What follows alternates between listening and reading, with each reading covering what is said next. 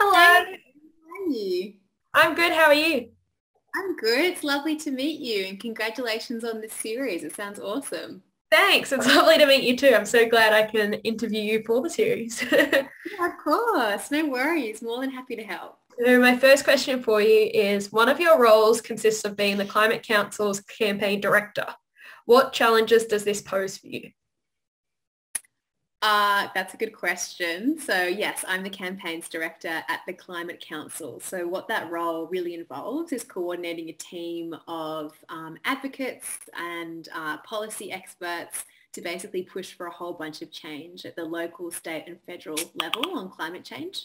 I think the challenges that it poses, probably the first is that working on climate change, as you know, you've been thinking about this issue for a long time too, is that it can be overwhelming. And the latest IPCC report that was released last month kind of underscored even more just how urgent this challenge is. So I think when you're working on an issue as pressing as climate change, but as big as climate change, that can feel kind of overwhelming at times and it can burn you out. I think the other challenge with this role is, yeah, basically to make sure that you're going fast enough and hard enough to push for change, but you're also balancing the capacity of your team and understanding how to make impact. So I think that can be a challenge of the role as well. Yeah, definitely. You mentioned a bit about how obviously climate science and the IPCC report that recently was released can be quite overwhelming because we're facing some really dire threats. What keeps you motivated to keep fighting when the climate news is often quite overwhelming, as you said? I think it's about focusing on the small wins that kind of build up to those bigger wins as well. So I don't think that we can expect the federal government to turn around and release a policy that's going to fix the issue. But I do think that we can look for the bright spots in our policy and political landscape and celebrate those. So in my previous role, I founded the Cities Power Partnership, which is now the largest climate and energy program for local governments in the country, which is pretty cool. And I think looking at the local level and knowing that we have hundreds of local governments that are doing amazing work to reduce emissions, but to also protect local communities, that makes me feel really excited. I think also at the state level, we're seeing great action from government. So in New South Wales, South Australia, Victoria, no matter what the political stripes are, we're seeing some really good movement in terms of energy efficiency, action on the land, renewable energy. So I don't know. I think it's kind of like, how do you eat an elephant one bite at a time? And I sort of feel like that's how you stay positive in the climate space, is looking for those small wins and adding them all up, and that can feel really awesome. Yeah, definitely. So you mentioned briefly about the Cities Power Partnership that you've been involved in. Can you tell us a little bit more about what that is? Yeah, totally. So quite a few years ago now, I noticed that there was a lot of, infighting at the federal level around climate change and a bit of a political stalemate, but that there was a lot of appetite at the local level to do more on emissions reduction, but councils just didn't really know where to start. And I think that when people think about their councils, if they ever do, it's about roads, rates and rubbish, right? It's not about them being climate advocates. So I spent about 6 months consulting with local governments from around the country to design a program that would ask councils to make a pledge. So they'd take a pledge across 5 different areas to reduce their emissions. And then we gave them access to a tool they could use to help them track and reduce their emissions for free. We also did a buddying program where we were finding often, in WA, there'd be a council that figured out how to do this awesome work recycling bitumen for roads out of recycled materials. And there was a council on the East Coast that was trying to do it and had no idea that that was already happening in WA. So buddying up councils so they talk to each other and knowledge share, giving them media opportunities and celebrating their wins and successes was all really a sort of important part of the program.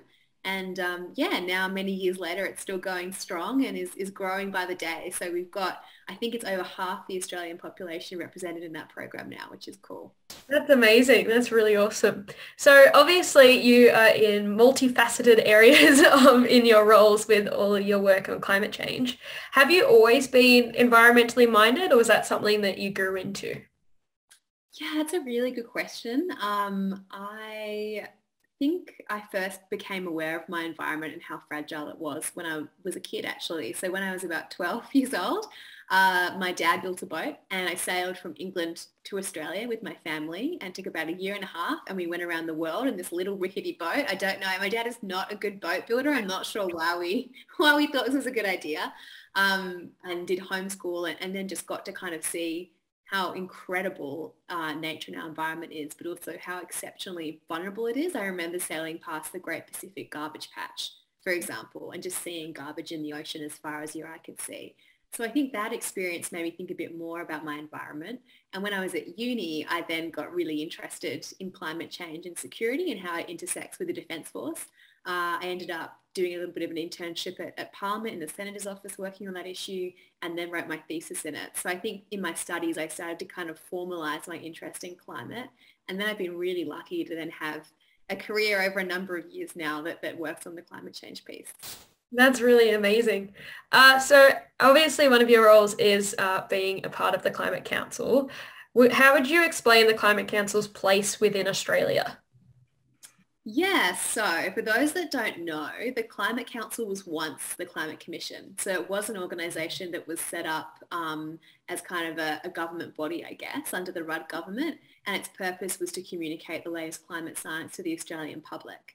But alas, Tony Abbott was elected, and his first act of government, lucky for us, was to dissolve the Climate Commission. And so the Climate Council was then born out of those ashes. So they crowdfunded $1 million in 1 week off the internet to start the organisation as a not-for-profit, really because the Australian public obviously voted with their wallets and said they wanted to see a climate communications body continue to exist. So now if you fast forward 8 years later, we're an organisation of nearly 50 staff all around the country, and we do a whole bunch of things. So we have the research team, which is the engine room of the Climate Council. So they're producing really awesome reports across climate impacts and solutions. Then we have my team, the campaigns team. So we take that research and put it in front of decision makers, strategists, industry and others to make sure it's getting in front of the right people. We have our community team that works with the community and mobilises our supporters. And then we have a really big media team and media centre that kind of makes sure that we're shifting the narrative and getting those stories out in the Australian media. So we're a not-for-profit. We're definitely a lot bigger than we were back in the day when I started at the Climate Council, and it was only like 6 staff around an IKEA table that we just built. But yeah, now I think we're very much playing that role as a leading comms organisation, a research organisation and a campaigning organisation on climate. Yeah, definitely. That's insane that you were able to start from something so small like that. So where or who does the federal government get its climate change information from? Is it just from the Climate Council or is it from other bodies as well? That is a really good question that I would love to know the answer to. I don't know who they officially look to. I mean, the government does have a climate change authority, but that has reduced significantly in size over the years and is no longer really a very large organisation to provide that information. So we provide our research and information to the government and to the opposition and to all kind of stripes of politics to make sure that people have access to the latest climate science and policy solutions. There's a bunch of other awesome organisations in the kind of Climate Council's network, like the Australian Conservation Foundation, WWF, Greenpeace, so they all do work around climate and research too. And then there's industry bodies and science bodies too, like the CSIRO, the Bureau of Meteorology. They would provide information to the federal government too. I mean, the challenge is the federal government then doesn't act on that information. So the challenge that we have is our emissions are continuing to go up and we're continuing to feel those climate impacts, and we're just not seeing strong emissions reduction targets to address that challenge. Yeah, definitely. So another role that you have partaken in is you've also co-authored a novel, Rising to the Challenge. How do we get people to rise to the challenge and act on climate change, especially those in positions of power that are digging their heels?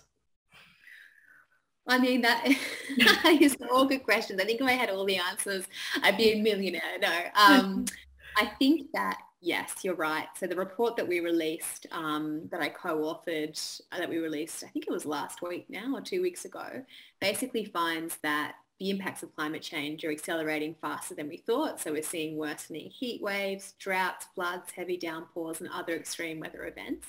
And that's not just a challenge for our communities and for Australians. It's also a challenge for our regional security, because we know that these kind of climate impacts can then drive conflicts over resources. They can drive mass migration within countries and between countries. And all of this can undermine the stability and the security of our region. So our report really framed the climate challenge as a security challenge. In terms of what we want to see happen, there's a bunch of practical stuff we could see happen at the federal level. The first is to set a much stronger emissions reduction target. So in Australia, we have a pretty embarrassing one. It leaves us lagging well behind other countries, but the science says that we have to reduce emissions by about 75% in the next 9 years. And that's what we have to do to avoid locking in some of the more catastrophic impacts of climate change. Feels crazy, but it's also really achievable. So we're seeing a lot of research coming out now that says the technology we have in Australia, we can scale it up and meet that sort of target challenge. So that's what we know we have to do. To the second part of your question, how do we get people empowered to care about it? There's a bunch of different ways. I think the student climate strikes have been incredibly inspiring. I think that young Australians are fed up. I mean, you might have more thoughts on this than I, Michaela, but I feel like you're going to inherit this problem, and the generation is going to be experiencing these climate impacts more so than any other generations before it. So I think that hearing the voice of youth is so critical to this, and is a really powerful advocacy tool. And I think is one of the more practical actions that I'd encourage all the people that engage with your forums to take up. Yeah, definitely. I know it's quite overwhelming for us, and we try to do our best to put pressure on the government, but obviously when we can't vote, it's not quite in our hands, and it's been a bit disappointing to see that we haven't gotten the reaction we want from our Prime Minister, but hopefully that might change in the future. So we've mentioned a couple of times throughout this interview about the recent IPCC report. Were you surprised by the result of it, or were you expecting it? No, unfortunately, I was not surprised by the latest IPCC report. So we know that there's not been enough action on climate change. That's the reality. And that unfortunately, governments like Australia's are still a huge supporter of the fossil fuel industry, which is driving up Australia's emissions and causing a whole bunch of the climate impacts, from bushfires to heat waves to flooding, that we experience and live and breathe now in our country. So we've been warning, and scientists have been sounding the alarm for a really long time, that this is only going to get worse. And unfortunately, that report really just underscores that, which is scary. So we know that not only are things bad, they're actually worse than we thought. So that report told us that. Yeah, do you think because there has been such a lack of action, especially in Australia, that the IPCC report could be conservative in nature? Because I have heard that IPCC reports and being scientifically derived can be conservative in nature. So if so, does this mean we could be facing a far faster changing climate, or? Yeah, so I mean, the good thing about the IPCC report is that it unpacks a whole bunch of different scenarios and pathways, depending on how much of the scale of emissions reduction that we see in the world. So I think that, yes, I mean, the IPCC report is an incredible feat, with hundreds of scientists around the world reviewing it and contributing to it, and that can make it more conservative or more consensus-based. But I think if you look at all of those scenarios, it gives you a really good sense of all of the different options. And all of them are bad, unfortunately. Yeah, though, I'm being a bit too negative. What the report did identify is there is a really narrow window for us to be able to reduce emissions and keep, well, if we overshoot 1.5 degrees of warming, to be able to bring it back down again. And that will help us avoid locking in the more catastrophic impacts of climate change. So really, the next 9 years, that's what we've got left to drive that emissions reduction. So there is still hope in that. Like I said earlier, finding the bright spots in this issue is really important. And I think there is a bit of hope in that report, even though it is quite dire. Yeah. So in your informed opinion, is climate mitigation the way of the future, or is it possible to sequester carbon from the atmosphere to help stabilize the climate? I think that what we have learnt from particularly the IPCC report is that we're going to need to throw everything we've got at this challenge. We're going to need to reduce emissions by transitioning our electricity sector and our other sectors to renewable energy so that they're no longer emissions intensive. we're also going to have to do a whole bunch of adaptation. What the IPCC report taught us is that there's a bunch of impacts already locked in that we can't reverse. And because of that, we're going to need to invest more in adaptation. That's stuff like building seawalls, for example, because we know the sea level will continue to rise for many decades to come. And then finally, there will be a role for drawdown technology in order to reduce the emissions, the overall emissions that we've experienced. But the challenge with that is that technology is untested, unproven, expensive, and really lacking, whereas the solutions to reduce emissions are here now. And so that's what we should be focusing on rather than kind of kicking the can down the road, I guess, and saying, well, maybe we can suck it out of the atmosphere one day. I think that's a really good point to make. So many people still seem to be under the impression that things like changing a light bulb will help. However, isn't it truer that greater change from governments and companies will actually be what drives humanity to counter climate change? Yeah, so I think for a really long time, it's been in the interest of governments and industry to make us think that it's about us. It's about us recycling or changing light bulbs and that kind of stuff. But really, when you look at all of Australia's emissions broken down, it's actually our electricity sector that's the biggest driver.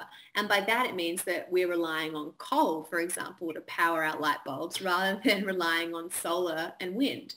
So those are the kind of big scale changes we need to see from both our government, but also from industry. Having said that, I think there's certainly a role in individual action, but I think people shouldn't feel like the burden just sits with them. This is actually another really effective way to take action, is to demand more from companies and from government on this issue. Yeah, definitely.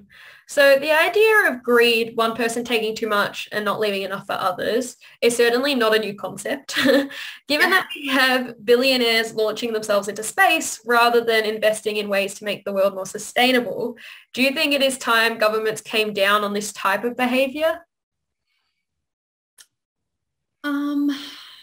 I don't know. I think that that's a whole separate issue, and maybe it's not where the conversation needs to be at. I think that sometimes we can do all of the things, but I think the most important thing when it comes to the climate challenge is to be ensuring that our industries are walking the walk and talking the talk, and that means that they've got net zero targets in place. So they've got strong emissions reduction strategies, and they are playing a part of the solution. I mean, it's not a great feeling to see billionaires going into space, but I also think it's challenging for governments to regulate that. But instead, I think we should have governments regulating what we expect industries to do when it comes to climate change. Yeah. So I have two more questions for you. Do you think there is a link between climate change and viruses like COVID? Well, what we know around the nexus between climate change and health is that climate change can exacerbate a whole bunch of health problems. That can be really direct causes. So for example, due to the Black Summer kind of bushfires that we experienced, you would remember we had a lot of pollution in the air from those fires. We know those fires are worsened by climate change, and that having that atmospheric pollution can exacerbate illnesses like asthma. Some people were hospitalized over that. Then you've got more indirect links. So with a warmer, moister atmosphere that we're experiencing and seeing some diseases traveling more widely around the world as well, like malaria, which is obviously causing patterns in diseases too. So I'm not clear on exactly what the direct link between climate and COVID would be, but it's not unheard of to sort of see a whole bunch of issues sitting at that climate and health nexus. Yeah, definitely. So my final question to you is, what is your advice to an 18-year-old who is anxious about a changing climate and its potential impacts on the future? That's a big one, Michaela. My advice would be that you don't know how powerful you are and how big an impact you can make until you go out and try. So often you'll hear discourse that's patronizing around the power of youth and the kind of change that you can cause in the world. Don't listen to it. It's not true. I think stuff like the climate strikes show that collective action, collective youth-led action has the power to influence governments, to make them feel the pressure and to worry about policy. That's an enormous impact. I think that, you've got to take strength from that. And I think anything you can do to work on the climate issue, be it in your spare time or perhaps you'd want to look at taking a job in the future in the sector, I think that young Australians are incredibly powerful. So don't listen to the patronising talk of others that don't want you to act, because you can achieve so much in this space collectively. Awesome. Thank you so much. That's amazing advice. But thank you so much for doing this interview with me. I really enjoyed listening to your insight, and I think you provided some fantastic answers that I think people will take away. So thank you so much for doing this interview with me. You're welcome. Well, congratulations on the series, and really seriously so happy to stay in touch. And I think it's super inspiring to see people like you that are doing, I was nowhere near as awesome as you were when I was 18. So yeah, seriously stay in touch and let me know if there's anything we can do. And once the video is done, we can certainly share it as the Climate Council too. Definitely, that would be amazing. Thank you so much. Have a good day. Talk to you later. Thank you too. Bye.